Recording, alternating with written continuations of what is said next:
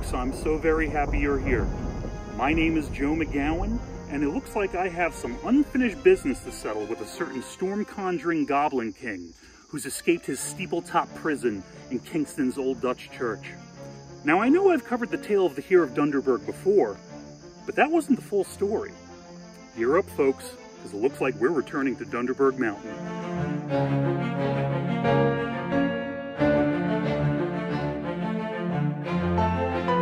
Welcome to the Hudson River Highlands of New York State, a place where bygone histories and cryptic mysteries are hidden among the stern mountains lining this American fjord. Over centuries, the rugged landscape here has attracted artists, musicians, poets, and authors, and no writer's pen has done more to wittily immortalize the region than New York's own Washington Irving, who sought to canonize the supernatural lore of the freshly independent United States. Of the Hudson's paranormal inhabitants whom Irving writes, Dwerg, the Heer of Dunderberg, is certainly one of the most feared. A stout creature of rancor, the Dunderberg goblin wields the magic to call down wind, rain, and lightning. With incantations, he speaks in Old Low Dutch. His title of Heer, too, comes from the Dutch word for king. At the Heer's command is an army of diminutive imps, a swarm of winged hellspawn, who patrol the Highlands, reveling in their roguish devilment. Ugh, nasty little things. But Dwerg's greatest asset is his storm ship, a ghostly vessel that prowls the Hudson. Crewed by the damned, the storm ship is a blight to any wayward watercraft unfortunate enough to cross her. The Goblin King's combined forces terrorize his domain, a 60-mile stretch of the Hudson River from New York Bay to Polypal Island, where the despot's power is not permitted beyond. I'm not exactly sure why, just the strange nature of fairy creatures, I suppose. All of this, Dwerg orchestrates from his seat of power on the summit of Dunderberg Mountain. From the Dutch translates to Thunder Mountain. Rising 1,086 feet, Dunderberg guards the western bank of the Hudson, south of Bear Mountain, with Peekskill, New York, east of the river. Now, I understand this sounds a bit far-fetched, what with the goblins, the imps, and all, but what if I told you that before all this, before he became what he became, the Heer of Dunderberg was once a real-life person, and his name was John Colman. Let's find out what happened. To tell the story of John Colman, we are going to have to turn the clocks back to the year 1609, when English nautical explorer Henry Hudson departed from Holland, captaining the ship Half Moon. Commissioned by the Dutch East India Company, Hudson was charged with discovering a northeast passage to Asia in the hopes of monopolizing such a trade route before any rival European powers could claim such advantage. Hudson's first two attempts to navigate the Arctic waters had failed, obstructed by ice and grievous weather conditions. On Hudson's third attempt, however, the sea captain would wager a gamble that would change the course of history. Once again choked by ice to the east, Hudson retreated, sailing the Half Moon back to Holland.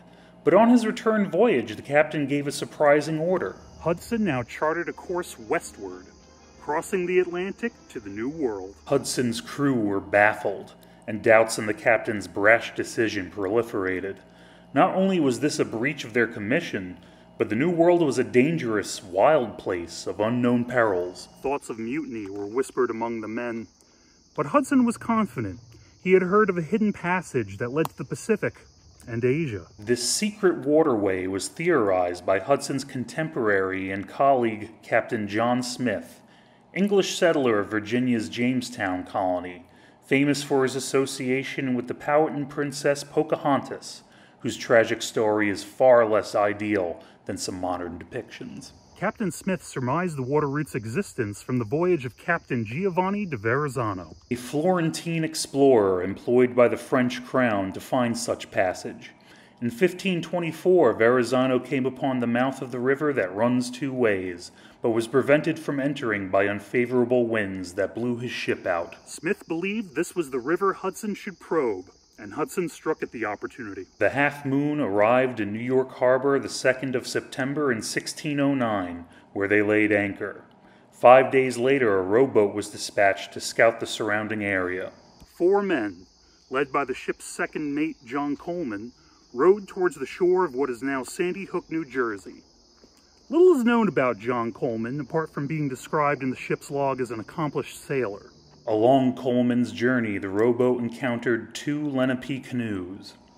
Now, it's difficult to say what exactly happened, as history is typically viewed through a particular lens, but somewhere in the tension of the first meeting of foreign peoples, a violence erupted. A volley of arrows were launched upon Colman and his crew. 2 of his men were wounded in the skirmish, but a Lenape arrow was fired directly into Colman's throat, killing the Englishman on the spot. The survivors retreated to the Half Moon with the body of their fallen crewman.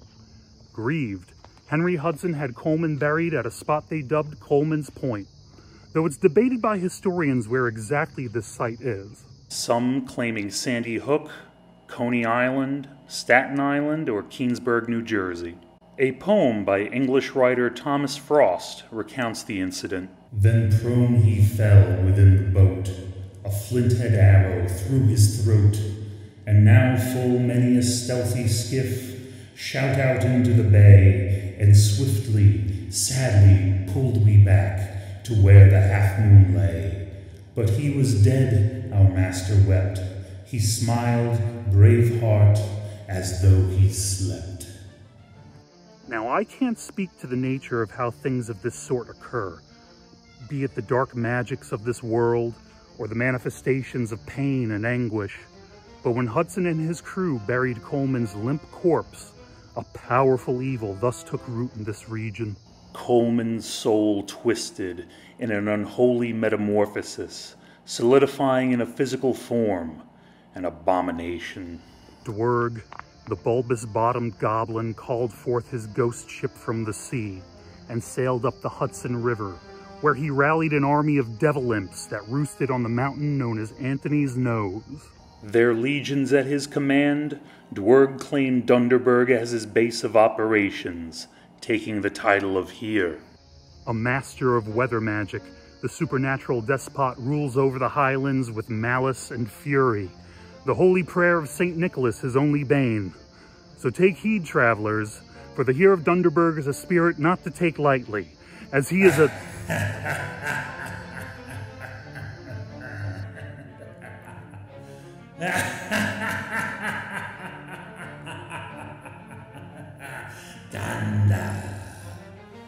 Thunder. Thunder and Blitzen. Thunder!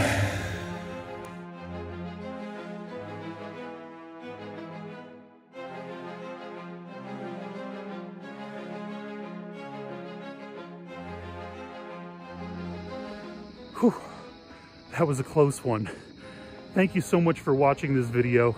If you enjoyed it, please give the video a like, and please subscribe to the channel where you can keep up with all of my Hudson River tales. Oh no.